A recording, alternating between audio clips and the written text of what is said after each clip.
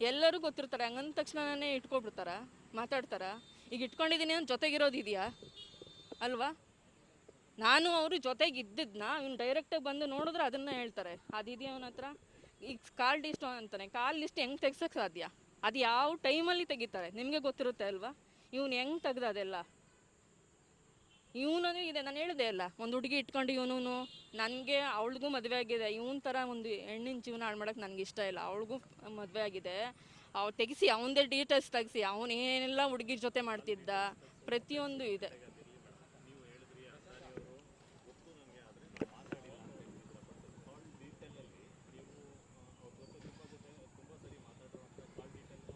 ಯಾವುದು ಇಲ್ಲ ಸರ್, ಯಾವ ಡೀಟೇಲ್ಸು ಇಲ್ಲ. ಅಂದರೆ ನನ್ನ ಹತ್ರ ಫೋನೇ ಕೊಟ್ಟಿರಲಿಲ್ಲ ಅವನು. ನೀನು ನನ್ನ ಫೋನಲ್ಲೇ ಮಾತಾಡಬೇಕು ನಿನ್ನ ಮನೆಗೆ ಅಂತೇಳಿ, ಅವನ ಫೋನಲ್ಲಿ ವಿತ್ ರೆಕಾರ್ಡು. ಅವ್ನ ಮನೇಲಿ ಏನೇ ಹಿಂಸೆ ಕೊಟ್ಟರು ನಾನು ನನ್ನ ಮನೆಗೆ ಹೇಳಂಗಿಲ್ಲ. ಅವ್ನು ಕೊಟ್ಟರು ನಾನು ಹೇಳ್ಕೊಂಡಿಲ್ಲ, ಯಾಕೆಂದರೆ ನಾನು ನೋಡಿ ಮದುವೆ ಮಾಡ್ಕೊಂಡಿದ್ದು, ನಾನು ತೋರಿಸಿದ್ದಕ್ಕೆ ಅವ್ರು ಮಾಡಿದ್ದು. ಇಲ್ಲ ಸರ್, ಜೂನಲ್ಲಿ ನಾನು ನೋಡಿ ಹೋಗಿದ್ದವನು, ಮದುವೆ ಆಗಿದ್ದು ನವೆಂಬರ್. ಅಲ್ಲಿ ತನಕ ಅವನು ಏನು ಮಾಡ್ತಿದ್ದ? ಈಗ ನನಗೇನೋ ಬೇರೆ ಥರ ಇದೆ ಅಂದರೆ ಅವ್ನು ಬಂದು ಕಂಡುಹಿಡಿಬೋದಿತ್ತು. ನಮ್ಮ ಊರಿಗೆಲ್ಲ ನಾನು ಬೇಲಿ ಹಾಕಿರಲಿಲ್ಲ ಅಲ್ವಾ? ನಮ್ಮೂರವ್ರು ಇಬ್ಬರು ಮದುವೆ ಆಗಿದ್ದಾರೆ, ಅವ್ರ ಊರಿಗೇನೇನೆ ಅವ್ರು ಕೇಳ್ಬೋದಿತ್ತು ಆ ಹುಡುಗಿಗೆ ಅಂತ. ನಾವು ಬಲವಂತ ಮಾಡ್ಕೊಂಡಿಲ್ಲ. ಇವ್ನು ಕುಡಿತಾನೆ ಇಲ್ವಾ ಅಂತ ಅವ್ನು ಕೇಳಿದೆ. ಇನ್ನೊಂದು ಸರಿಗೆ ಏನೋ ಯಾವಾಗಲೂ ಅವನೇ ಫೋನ್ ಮಾಡಿ ಒಂಥರ ಕುಡ್ದೋರ್ ಥರ ಮಾತಾಡ್ದ. ಅವ್ರ ಅಮ್ಮನಿಗೆ ಹೇಳಿದೆ, ನಿಮ್ಮ ಮಗ ಕುಡಿತಾನೆ ಅನಿಸುತ್ತೆ, ನಾನು ಒಪ್ಕೊಳ್ಳಲ್ಲ, ಇನ್ನೂ ಎಂಗೇಜ್ಮೆಂಟ್ ಆಗಿಲ್ಲ, ಏನಿಲ್ಲ, ನೋಡೋಗಿದ್ರು. ಇಲ್ಲ ನನಗೆ ಬೇಡ ಅಮ್ಮ ಅಂದಿದ್ದಕ್ಕೆ ರಾತ್ರಿ ಬಂದುಬಿಟ್ಲು. ಇಲ್ಲ, ನನ್ನ ಮಗ ಸುಮ್ಮನೆ ಎಲ್ಲೋ ತಮಾಷೆ ಮಾಡಿರ್ಬೇಕು, ಅವ್ನಿಗೆ ಯಾವುದೇ ಚಟಗಳಿಲ್ಲ ಅಂತ. 108 ಚಟಗಳಿದೆ ಅವನಿಗೆ. ಈ ಸೊಪ್ಪು ಥರ ಸಿಗುತ್ತೆ ಗೊತ್ತಾ, ಅದು ನನಗೆ ಗೊತ್ತಿಲ್ಲ ಏನು ಅಂತ. ಅವ್ನ ಪ್ಯಾಂಟ್ ಜೋಬಲ್ಲಿ ಯಾವಾಗಲೂ ಅದಕ್ಕೇನೋ ಒಂದು ಪೆಟ್ನ ಇಟ್ಕೊಂಡಿದ್ದಾರೆ ಅವ್ರ ಹುಡುಗರು. ಫೋನ್ ಮಾಡಿದ ತಕ್ಷಣ ಹೋಗೋನು, 3 ದಿನ 4 ದಿನ ಬರ್ತಿರ್ಲಿಲ್ಲ. ಈ ಜಾಸ್ತಿ ಅವನು ಶ್ರೀರಾಮ್ಪುರದಲ್ಲಿ ಇರೋನು. ಪ್ರತಿ ಸರಿನೂ ನನ್ನ ಹತ್ರ ಬಂದು ಹೇಳೋದು, ನೀನೇನು ಜಾಸ್ತಿ ಮಾಡಿದ್ರೆ ನಾನು ರೋಡಿ ಕಡೆ ಇರೋನು, ನನಗೇನು ಪೊಲೀಸ್ ಸ್ಟೇಷನ್ ಹೊಸದಲ್ವೇ ಇಲ್ಲ, ಮಾವನ ಮನೆ ಇದ್ದಂಗೆ, ಹೋಗು. ನಾನು ಇನ್ನೆಲ್ಲಿಗೆ ಹೋಗ್ಬೇಕು? ಈಗ ಸ್ಟೇಷನ್ಗೆ ಹೋದ್ರೆ ಏನಂತಾರೆ, ನಿಮ್ಗೆ ಇಷ್ಟ ಇಲ್ವಾ, ಹೋಗಿ ಕೋರ್ಟ್ಗೆ ಹೋಗಿ ಡ್ರೈವರ್ಸ್ ತೊಗೊಳ್ಳಿ ಅಂತಾರೆ. ಈ ಕೋರ್ಟ್ಗೆ ಹಾಕಿದ್ದವನು ಅವನು ಅಂದಮೇಲೆ ಬಂದು ತೊಗೋಬೇಕಲ್ವಾ? ಅದಕ್ಕೆ ನಿಮ್ಮ ಮೂಲಕ ಕೇಳ್ತಾ ಇದ್ದೀನಿ, ಈ ಸೆಕೆಂಡೇ ಬರಲಿ ಅವನು. ಈಗ ಕೊಟ್ಟಿಲ್ಲ ಅಂತ ಹೇಳ್ತಿದ್ದಾನಲ್ಲ, ಈ ಸೆಕೆಂಡ್ ಬಂದು ನಿಂತ್ಕೊಳ್ಳಿ. ನಾನು ಪೇಪರ್ ಸೈನ್ ಮಾಡಿಲ್ಲ ಅಂದರೆ ಕೇಳಿ, ಅವ್ನು ಮದುವೆ ಆಗ್ತಾನಾ ಈಗಲೇ ಆಗಲಿ, ನನಗಿಲ್ಲ. ನಾನು ನೋಡಿರೋ ನೋವು ಮುಂದೆ ಅವನು ಹೇಳಿದ್ನಲ್ಲ, 10 ವರ್ಷ ಬೇಕಾಗಿರಲಿಲ್ಲ ಒಂದು ಹುಡುಗಿ ಡೈವರ್ಸ್ ಕೊಟ್ಬಿಟ್ಟು ಇನ್ನೊಬ್ಳು ಸಂಸಾರ ಮಾಡೋ ತಾಕತ್ತು ಅವ್ನಿಗಿಲ್ಲ. ಒಂದು ಮಗು ಸಾಕೋ ತಾಕತ್ತಿಲ್ಲ. ಅದು ಡಿವೋರ್ಸ್ ನಡೀತಾ ಇದೆ. ಇವ್ನು ಬರದೇ ಇರೋದ್ರಿಂದ ಅದು ಹಾಗೇ ಇದೆ. ಇವ್ನು ಬರ್ತಾನೆ ಬರಲ್ಲ, ಅದು ಹೇಳಿಲ್ವಾ, ಮಗು ಬೇಕು ಅಂತ ಬರ್ತಾನೆ. ಆ ಮಗುಗೆ ಏನಾದರೂ ಮೇಂಟೆನೆನ್ಸ್ ಕಟ್ಕೊಡು, ಫೀಸ್ ಕಟ್ಕೊಡು ಅಂದಾಗ ನಾನೆಲ್ಲಿ ತಂದ್ಕೊಡ್ಲಿಲ್ಲ ಅಂದಮೇಲೆ ಏನಕ್ಕೆ ಬೇಕು ಮಗು? ಈಗ ಕೇಳ್ತಿದ್ದಾನಲ್ವ ನಿಮ್ಮ ಎದುರಿಗೆಲ್ಲ, ನನ್ನ ಮಗುನೂ ಬರ್ತೀನಿ, ಏನು ಮಾಡಿದ್ದಾನೆ ಕೇಳಿ. ಏನು ಮಾಡಲಿಲ್ಲ ಅಂದರೆ ಈಗ ಕೋರ್ಟ್ ಪ್ರಕಾರನೇ ಹೋಗೋಣ ಸರ್. ಈಗ ಅವನು, ನಾನು ಹೇಳ್ತಿದ್ದೀನಲ್ಲ ಸರ್, ಅವನು ಫಸ್ಟು ಯೂಟ್ಯೂಬಲ್ಲಿ ಬಂದಾಗ್ಲೂ ನಾನು ಆಚೆ ಬಂದಿಲ್ಲ. ಕಾರಣ ನನ್ನ ಮಗ.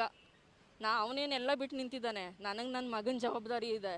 ನಾಳೆ ನನ್ನ ಮಗನ ಮನಸ್ಸಿಗೆ ಹಾಳಾಗುತ್ತೆ ಅಥವಾ ಅವನು ಪರಿಣಾಮ ಬೀರುತ್ತಿದ್ರಿಂದ ಅಂತಾಗಿ ಒಳಗಡೆ ಇದ್ನ ಹೊರತು ಇವ್ನಿಗೆ ಎದ್ರಕೊಂಡು ಹೋಗಿಲ್ಲ. ಇವನು ಎಷ್ಟೇ ಮರ್ಯಾದೆ ತಗೋಬೋದು, ಇದರಿಂದ ನನಗೆ ಮರ್ಯಾದೆ ಹೋಗಿಲ್ಲ. ಯಾವತ್ತೂ ಗೊತ್ತಾ ನನಗೆ ಮರ್ಯಾದೆ ಹೋಗೋದು?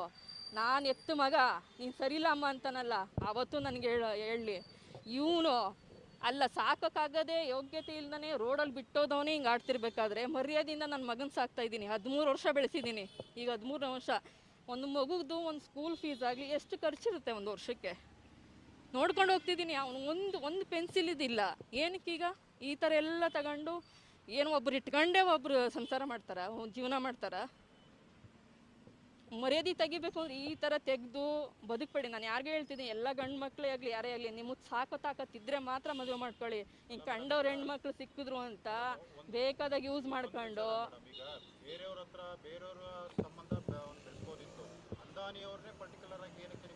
ಅದು ಅವನ್ನೇ ಕೇಳಬೇಕು. ನಾನು ಹೇಳ್ತಾ ಇದ್ದೀನಲ್ಲ, ನನಗೂ ಅದಕ್ಕೂ ಯಾವುದು ಸಂಬಂಧನೇ ಇಲ್ಲ ಅಂತ ಹೇಳ್ತಿದ್ದೀನಿ. ಈಗ ನಾನು ಹೇಳ್ತಿದ್ದೀನಿ, ಅದು ಯಾವುದೋ ಒಂದು ಹುಡುಗಿ ಇಟ್ಕೊಂಡಿದ್ದ, ಅದು ಎಲ್ಲ ತಿಳಿಸ್ಲಿ. ಈಗ ಹೇಳ್ತಿದ್ದೀನಲ್ಲ, ಕಾನೂನು ಮೂಲಕನೇ ಹೋಗ್ತೀನಿ ನಾನು. ಅವನ ಥರ ಎಲ್ಲೋ ಕದ್ದು ನಿಂತ್ಕೊಂಡು ವೀಡಿಯೋ ಮಾಡಿಬಿಟ್ಟು ಈಗ ಯೂಟ್ಯೂಬ್ ಮಾಡಿದ 15 ದಿನ ಪತ್ತೆ ಇಲ್ಲ. ಈಗೆಲ್ಲ ಸರಿ ಇದ್ದಿದ್ರೆ ಎದುರುಗಡೆ ಬರ್ಬೋದಿತ್ತಲ್ವ? ಬಂದೇ ಇಲ್ಲ ಅವನು. 15 ದಿನ ಕಾಣಿಸಿಲ್ಲ ಅವನು, ಎಲ್ಲೋಗಿದ್ದ? ಈಗ ನಾನು ಕರೆಕ್ಟ್ ಇದ್ದೀನಿ ಅಂದಮೇಲೆ ವೀಡಿಯೋ ಮಾಡಿಬಿಟ್ಟ ಯೂಟ್ಯೂಬಲ್ಲೆಲ್ಲ ಅವನದೇನೇನೆ. ನಾನು ಬಂದಿನಿ, ಮತ್ತೆ ಕೋರ್ಟ್ಗೆ ಸ್ಟೇಷನ್ಗೆಲ್ಲ ಹೋಗಿದ್ದೀವಿ. 15 ದಿನ ಎಲ್ಲ ಉತ್ಕೊಂಡಿದ್ದ ಅಲ್ವಾ? ಸತ್ಯ ಇದ್ರೆ ಆಚೆ ಬರಬೇಕಿತ್ತು, ಯಾಕೆ ಬರಲಿಲ್ಲ ಅವನು? ಮತ್ತೆ ಈಗ ಬಂದಿದ್ದಾನೆ. ಈಗ ಕೋರ್ಟ್ ಹತ್ರ ಹೋಗ್ಬೇಕು. ಈಗ ನಿಮ್ಮ ಹತ್ರನೇ ನೀವು ಡೈವರ್ಸ್ ಕೊಡಿಸಿ ಅಂದರೆ ನನಗೆ ಕೊಡಿಸ್ತೀರಾ ನೀವು? ನಾನು ಎಲ್ಲಿ ಹೋಗ್ಬೇಕು? ಎಲ್ಲಿ ಹೋಗ್ಬೇಕು? ಅಲ್ಲಿ ಹೋದ್ರೆ ತಾನೇ ನಂಗೆ ಡೈವರ್ಸ್ ಸಿಗೋದು. ನಿಮ್ಮ ಹತ್ರ ಬಂದು ಸಿಗುತ್ತಾ? ಅವನೇನಕ್ಕೆ ಬಂದ? ಈಗ ನಿಮ್ಮ ಹತ್ರನೇ ಬಂದಿದ್ದಾನೆ, ನಿಮ್ಮ ಮುಂದೆನೇ ನಾನು ಕೊಡ್ತೀನಿ, ಅದು ಯಾವ ಪೇಪರ್ ತೊಗೊಬರಲಿ ನಾನು ಸೈನ್ ಮಾಡಿಕೊಡ್ತೀನಿ. ಮತ್ತು ಹೇಳಿದ್ನಲ್ಲ, ಅವಳು ಯಾವ ಮದುವೆ ಆಯ್ತಾನೋ ಆಗಲಿ, ನಂದು ಯಾವುದೂ ಇಲ್ಲ. ಒಟ್ಟು ನನ್ನ ಮರ್ಯಾದೆ ಕಳೆದಿದ್ದಾನೆ. ಇವತ್ತು ನಾನು ನನ್ನ ಮಗನಿಗೋಸ್ಕರ ಇಷ್ಟು ದಿನ ನಾನು ಒಳಗಡೆ ಇದ್ದೆ, ನಾನು ಆಚೆ ಬಂದಿಲ್ಲ.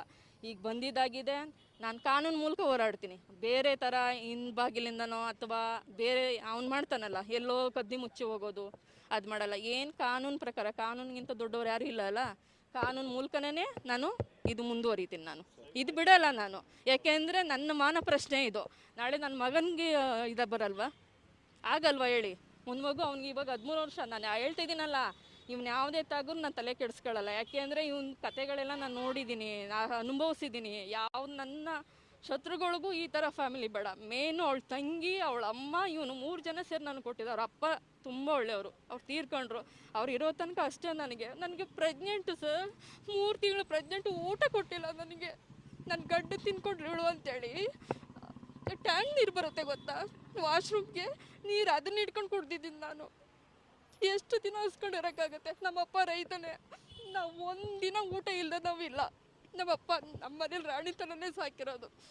ಊಟ ಕೊಡ್ದೇನೆ ನನ್ನನ್ನು ಅಷ್ಟನ್ನು ಅಳಿಸೋದು. ಇವನು ಕೇಳಿದ್ರೆ ನನಗೆ ಹೊರಗಡೆದೇ ಟೆನ್ಷನ್ ಇರುತ್ತೆ. ನೀನು ಹೆಂಗಾದ್ರೂ ಮಾಡ್ಕೊ, ಅವಳು ಮಗಳ ಮನೆ ಎದುರುಗಡೆ ಹೋಗಿ ಮಾಡ್ಕೊತೀನ, ನಾನು ಎಲ್ಲಿ ಹೋಗ್ಬೇಕು?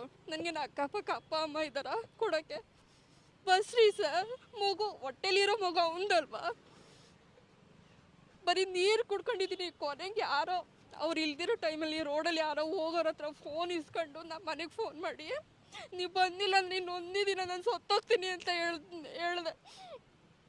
ಆಗ ನಮ್ಮಪ್ಪ, ಪಾಪ ಅವ್ರು ಪೊಲೀಸ್ ಒಳ್ಳೆಯವರಲ್ಲ, ನಿಮ್ಮ ಮಾವ ತಿಥಿ ಮುಗಿದ ತಕ್ಷಣ ಕರ್ಕೊಂಡು ಹೋಗ್ಬಿಡ್ತೀವಿ ಇರವ ಅಂತೇಳಿ, ಆ ತಿಥಿ ಮುಗಿದ ತಕ್ಷಣ ನಾನು ಕರ್ಕೊಂಡು ಹೋದ್ರು. ಅಕಸ್ಮಾತ್ ಇಲ್ಲಿ ತನಕ ಇದ್ದಿದ್ರೆ ನಾನು ಇಲ್ಲ, ನನ್ನ ಮಗುನೂ ಇಲ್ಲ.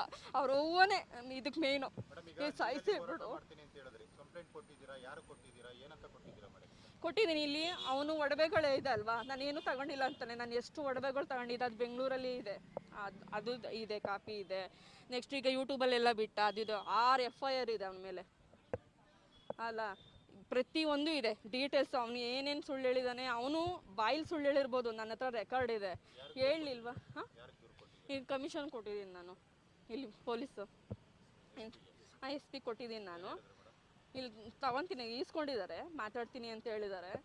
ಅದೇ ಮತ್ತೆ ಈಗ ನಿಮ್ಮ ಹತ್ರ ಮಾತಾಡ್ತಿದ್ದೀನಿ. ಇನ್ನು ನೆಕ್ಸ್ಟ್ ಹೇಳಿದಲ್ಲ, ಇನ್ನು ಕೋರ್ಟ್ ಮುಖಾಂತರ ನಮ್ದು ಏನಿದೆ ಅದನ್ನು ಪರಿಹಾರ ಮಾಡ್ಕೊ. ನಿಮ್ಮ ಮುಂದೆನೇ ಹೇಳ್ತಾ ಇದ್ದೀನಿ.